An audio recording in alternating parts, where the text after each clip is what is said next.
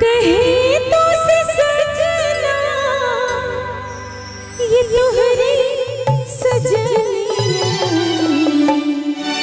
पग पग ले जाऊं तुहरी बनिया पग पग ले जाऊं तुहरी बनिया मगन अपनी धुन में मगन अपनी धुन में रहे मोर सैया पग पग ले जाऊं तुहरी बनिया पग पग ले जाऊं तुहरी बनिया।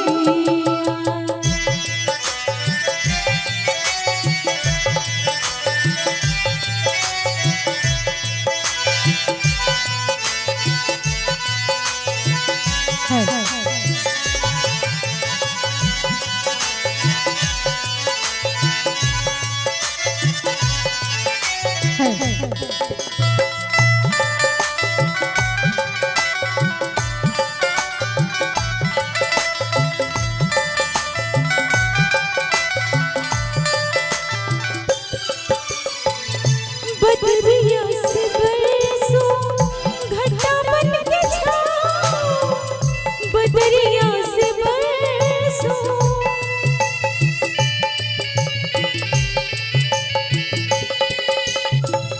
बदरिया से बरसो घटा बन के छाओ जिया तो ये जाए तो है अंग लगाओ लाज लगाने मोरे लाज लगाने मोरे रुके है भैया पग पग ले जा तुहरी बनिया पग पग ले जा तुहरी बनिया।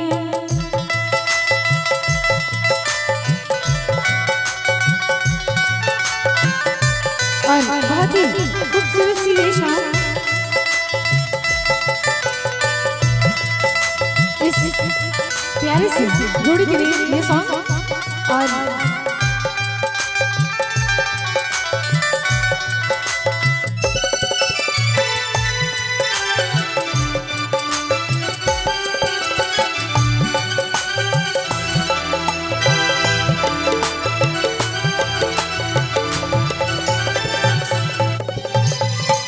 मैं जग की कोई रीत न जानूं मैं जग की कोई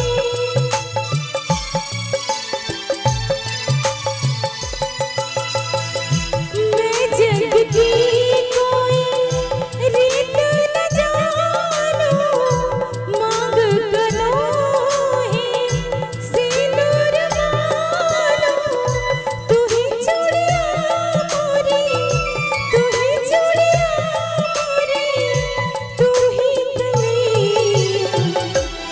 एक मिनट और हमारी प्यारी सी दुल्हन साहिबा एक लाइन बोलेंगे गाएंगे तू ही चूड़िया मोरी सिर्फ इतना।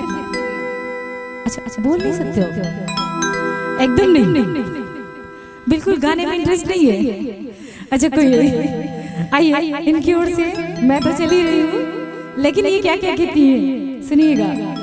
पग पग ले जा तुहरी बनिया पग पग ले जा तुहरी बनिया।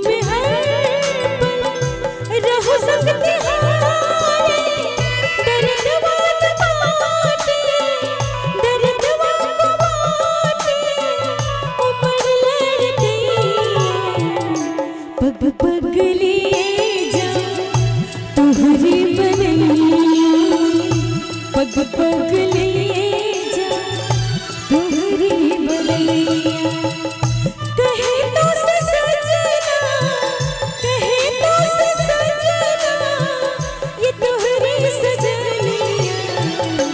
पग पग ले जा तुम्हारी बलैया, पग पग ले जा तुम्हारी बलैया, पग पग ले जा तुम्हारी बलैया, पग पग ले जा तुम्हारी बलैया। Thank you so much. और इस प्यारी सी जोड़ी के लिए जो भी अतिथिगण आए हुए हैं, सबसे पहले तो सबका दिल से स्वागत है। और मैंने सबसे पहले इनके लिए कुछ प्रेजेंट्स किया है, इन्हें डेडिकेट करते हुए